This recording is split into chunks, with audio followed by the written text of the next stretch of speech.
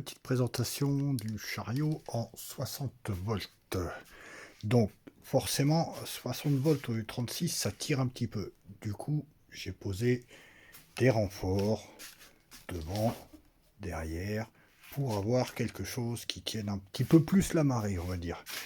Parce que ça ne checkait pas, mais ça commençait à envoyer un peu sévère. Donc j'aime pas quand ça prend des risques. On fait gaffe, on envoie.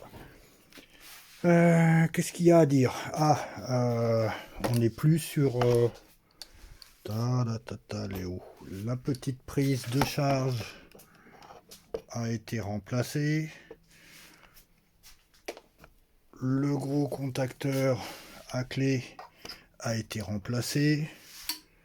Accélérateur. Et frein, tout marche.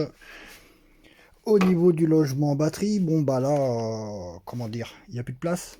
Hein, on est à la toque parce que c'est des batteries 12 volts 12 ampères heure, donc qui envoient 12 ampères en permanence en charge au niveau du moteur. Elles sont chargées. On a joué une petite heure pour tester avec.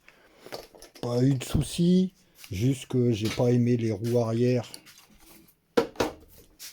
qui avaient tendance à bouger un petit peu, donc je te les ai remplacées. J'ai mis des roues pas au niveau des roulettes, mais au niveau de la cage des roulettes, j'ai mis quelque chose qui est beaucoup plus d'équerre, rigide, on va dire, qui ne bouge pas, qui fait son boulot et beaucoup plus stable quand tu envoies du bois.